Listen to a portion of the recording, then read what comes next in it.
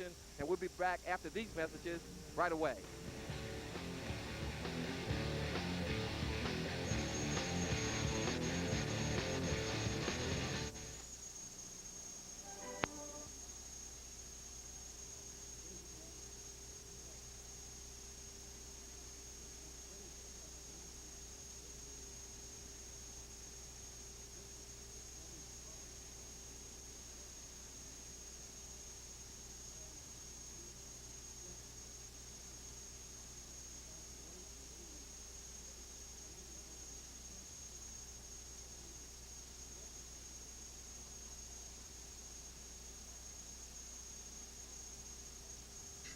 Any person.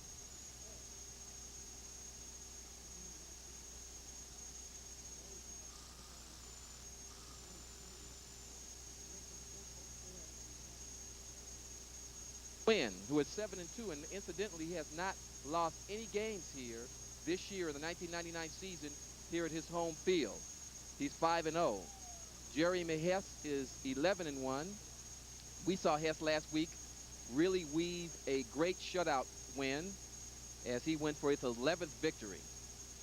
We see the umpires and the head coaches out here going over the field directions. Incidentally, the dimensions of this field, and they have done a great job renovating this field since Rob Wygott has been the coach here.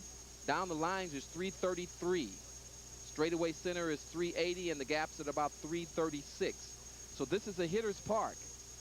Not many home runs will have been hit here, and the wind today is blowing just kind of mild and swirling on this beautiful day here in Los Alamitos, just on the other side of the border of Long Beach. These two teams are not are neighbors, and many of the guys know each other. And for Mark Claybo's group, as we see the Rob Wygott showing the ground rules to the umpires and Mark Claybo, who is the head coach here at Wilson High School. This team was really focused this year. They were ranked nationally by most high school prep magazines, sports magazines, number 7. They had a 11-game win streak snapped by Lakewood. Since then, they have been very, very focused. They have won 2 playoff games against Oxnard and St. John Bosco in fine fashion, and I think that this is going to be a fine game. We're going to take a break and get back to this action after these messages. An ongoing quarterfinal action. Let's give the starting lineups for the Wilson High School Bruins as I am joined here by Willie Padilla. How you doing, Willie? A little out of breath as usual, coming from work, and I'm going to hand the starting lineups over to you, Willie, first for the Wilson High School Bruins. Well, not much of a surprise. They're going to lead off with Edwin Gutierrez, as they have throughout the entire 1999 season. Jeremy Hess will bat second. You're still breathing hard, huh? Literally out of breath. Jeremy Hess will bat second. He's going to be on the mound. You take a look at the lineup there. Chris Miller, then Kevin Miller. Jeff Papazian will be in the lineup. Actually, it'll be Joey Pace. Papazian, that's last week's lineup. Pace, Gwynn, Hewitt, Werner, and Wasick behind the plate. Yeah, Greg Wasick behind the plate. Warner is the new surprise in the lineup. He is going to DH for Todd Marshall, Willie. And this field, as I mentioned, down the line is 333, and the gaps is 336, and the straightaway center is 380. As we see Edwin Gutierrez coming up, he is the leadoff hitter and batting somewhere around 365 is Mr. Gutierrez, and he's a fine shortstop. We have seen him many times, Willie, come up with some great plays at shortstop. Well, for me, this is like deja vu all over again, as that baseball pundit Yogi Berra once said. I used to do play-by-play for Los Alamitos baseball about 10 years ago when they had a first baseman, you might have heard of, his name was J.T. Snow. They had a pitcher named Rob Nen. They had a great team back then, but the baseball coach, they raised $71,000 before the season, and that shows you what this city thinks about its ball club. Well, I tell you, I could call John Barnes, my former co-host. We used to host a football TV show called Griffin Football Update, and great guy and a very smart man. Obviously, he's got everything going together, as he has done a wonderful job. take a look at the fans taking a look at us as we get set to play ball. Jeremy Hess playing, I guess, one of our pullers here, right? Yeah, well, he's going to announce pretty soon. But Greg Schwinn is going to be his counterpart, Willie. He's 7-2 as we see him warming up. He is a fastball pitcher. He's a power pitcher that challenges the batters, and he's got a fastball that moves all around this plate, and he's going to be a challenge for these Bruins. Now, I've mentioned before that this high school, Los Alamitos, just across the 605 freeway on Spring that eventually becomes Cerritos Avenue, would be a great team to have paired up against the Moore League teams, the 5 Long Beach schools that are in the Moore League, rather than Compton, a team that does well in maybe 1 or 2 sports but gets pummeled in all the rest of the sports like softball, baseball, actually even football annually. Los Alamitos would be just an outstanding addition to the Moore League, but I don't think they have any interest in joining the Moore League teams. As a school located just inside the Orange Curtain, they are an Orange County school, and they like to stay that way. Well, we hear the Bruins down the third base line as Edwin Gwynn steps up here against Edwin Gutierrez. Edwin Gutierrez steps up here against Greg Schwinn. Schwinn has a 5-game winning streak here on his home field. He has not lost here all season. Well, a very roomy outfield, and the wind tends to swirl around here because of the way the field goes into the housing tract. It seems to swirling actually come and blow in from right field, but the ball will go, as I mentioned. The opening pitch, fastball just a little bit low. Or they're going to say he foul tipped it. Or no, it's low. It had to be low. He couldn't have foul tipped it. The home plate umpire giving a look like it was a foul tip. Kind of an odd look. That pitch, one hopper. Well, Rob Wygott's philosophy all year has been for his team to play good, solid defense. And he's had to sell his philosophy of hitting to this team, not go after the curveballs and pound away at the fastballs. That pitch, a strike. Rob Wygott, who taught sports to anyone who was willing to listen. And I think he's a perfect fit here at Los Alamitos, where the student body is hungry for extracurricular activities. They like to be involved in the sports programs. Look at the football program under head coach John Barnes, where they've got 100 kids on the varsity every year because they all want to be a part of a winning program. And Rob Wygott has a hungry bunch that was willing to soak up all the knowledge he was willing to spew at them, and it was a perfect fit. The 3-1 pitch to the leadoff batter is down low, and the leadoff batter aboard for the Bruins. Great crowd on hand here at the Los Alamitos High School baseball field. Here on our side, a huge contingent from the Wilson High School fans. Fans that are used to the friendly confines of Blair Field. They find themselves looking for beach chairs and other things. As the leadoff batter aboard, on deck Chris Miller, as Jeremy Hess takes the first pitch, a strike. Gwynn threatened to steal a base. Wilson Bruins are not noted for their base stealing, but he had a hefty lead off of first base. Just at the start of the ball game, top of the first inning. This is the quarterfinal matchup. That pitch called a strike, 0-2. Well, that pitch, which was called low to Edwin Gutierrez on 2 occasions, is not the same with Jeremy Hess as it was called a strike. Jeremy, excuse me. Go ahead. Go ahead. No, go ahead. Jeremy batting about 245 on the season. Not a great hitter, but he's a contact hitter batting second, and he's going to try to move Gutierrez at least to second base. Put it this way, he's a great hitting pitcher. Just ask Tom Glavine and Greg Maddox. That pitch lifted and deep to right. Right fielder going back, has a beat, makes the play, and that's out number 1. But Jeremy Hess gave it a jolt and gave the fans a thrill.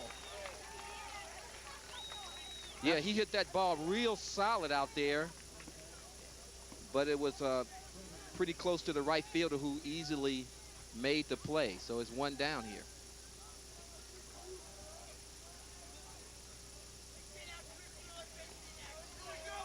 So Chris Miller, right-handed hitting Bruin, with his twin brother Kevin on deck, the left-hander here. Chris, the center fielder. That pitch upstairs for a ball. Schwinn's fastball is usually in the upper 80s according to the pitching staff, or at least to the mid 80s according to the pitching coach and staff here at Los Alamitos. That pitch, is it low? I think it was. 2-0. Jeremy Hess probably in the dugout wondering how come that was called a strike on him. Well, Schwinn has fallen behind to the first 3 batters that he has faced. Not a good sign. That pitch a strike. I tell you what, he's got a little giddy up on that fastball. It certainly does. He's headed to Texas Tech after his years are over. What's here that, the at Red Los Raiders? Alamitos. Yes, that's the Red Raiders.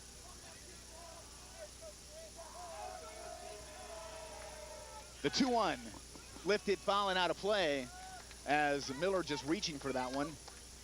Oddly enough, protecting the plate with just 1 strike on him, but now he's got 2. He'll have to do the same. We saw Miller make a fantastic catch in the last game deep in center field. So the count now even up, 2-2, as Schwinn battles back against the very good hitting Chris Miller. The pitch, he was going for the curve, but not much break, and also a little bit faster than he probably would have liked. He wants to change speeds with that. He seems to be throwing everything the same speed, even the curveball. These 2 teams met earlier in the season in a doubleheader, which the Griffins lost both of. Wilson beat them both times, but they were not at full strength in that game. And talking to Rob Wygod, this team is at full strength now. That pitch, swing and a miss as Gutierrez goes. He's in there at second, so Gutierrez steals second while Miller strikes out on a high fastball. Well, you got to hand it to Schwinn. He challenged him, brought the high heat, and Miller swing through it. Well, he's going to challenge these Wilson Bruins, maybe unlike anyone they faced thus far this season, and that was an example of that, as Chris Miller went for it and struck out for the 10th time this season. Kevin Miller at the very back of the batter's box as the on-deck hitter just standing right up behind Miller. That's Joey Pace.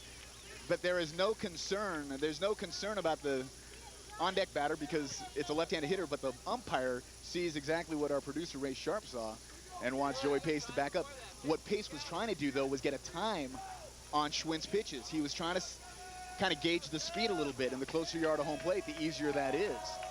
So Pace doing the smart thing, trying to get a read on Schwinn's fastball. But first base umpire Wilson James of the Moreno Valley will have none of that. He says you need to back up, young man. Give our batter some room. And give the pitcher some secrecy as the pitch down low for a ball. Now, Schwinn may be pitching away from the power of Kevin Miller with first base open. He's got a right-handed hitter Pace on deck, and with the righty-righty matchup, he may just want to put Miller aboard, knowing the kind of hitter that he is and how well he's done this season. So Miller, the left-handed hitter, 2-0 count, lifts this one to left field and deep. Back goes the left fielder, but he just looks up, it's gone. To the opposite field goes Kevin Miller, and he finds the dirt on the track. That's not the warning track, that's the train track.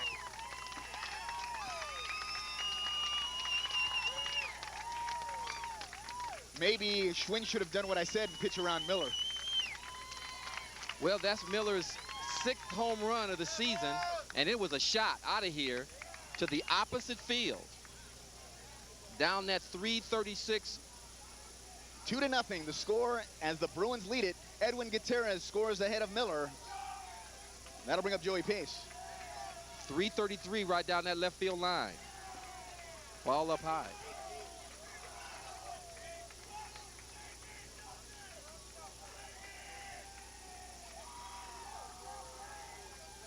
Meeting on the mound after getting jolted by that 2-run home run by Miller, the catcher wants to make sure that Schwinn is settled down and it doesn't make another mistake in just trying to get one over to Pace.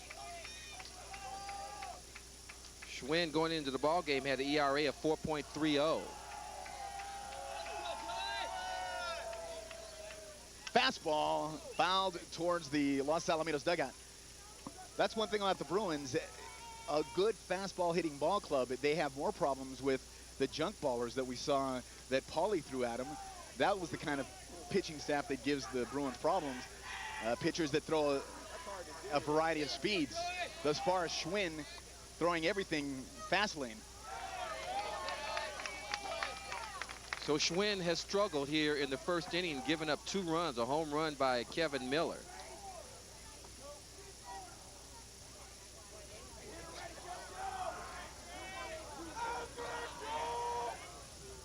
This one grounded to third. Nice play on a backhand. Long throw in the dirt. Got to be scooped, and it is. And that's the final out. In the inning for Wilson, they get 2 runs. They do it on 1 hit. The big home run by Kevin Miller. No errors. Nobody left on base. We're through half an inning of play. It is Wilson 2. Los Alamitos coming up.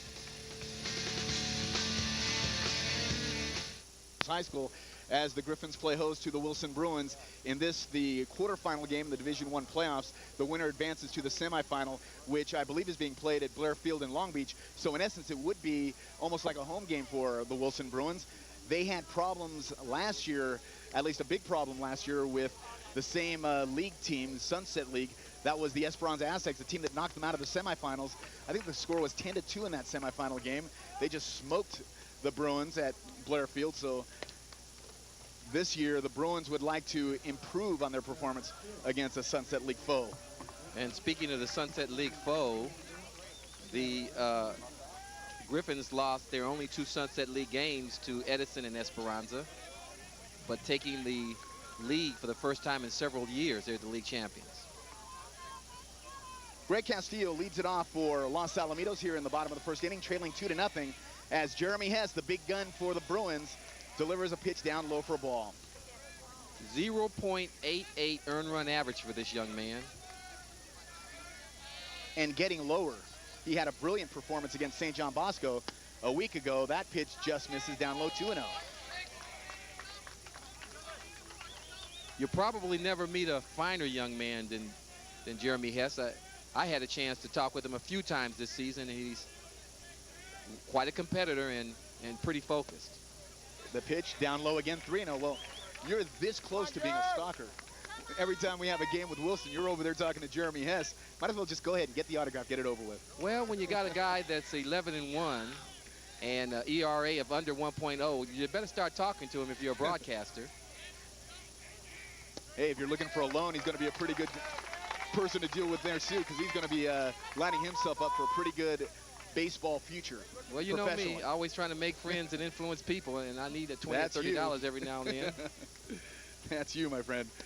The pitch, a strike. So Hess, after falling behind 3-0 to the leadoff batter, he battles back, throws 2 straight over the plate, and now the count full.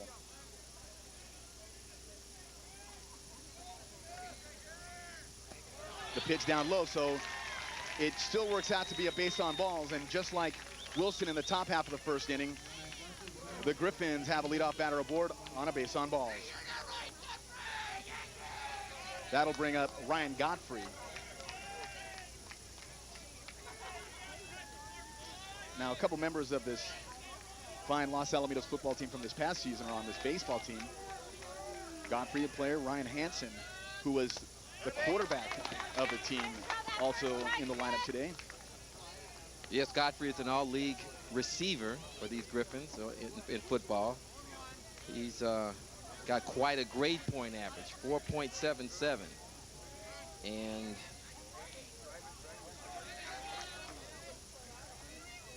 the 0-1 right there for, or not.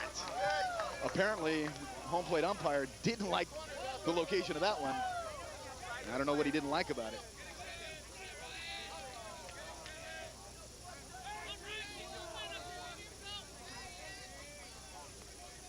Two nothing. Bruins lead it. We're in the bottom of the first inning. Leadoff batter aboard for the Griffins as Ryan Godfrey steps to the plate. He's been the hottest hitter for Los Alamitos. He's on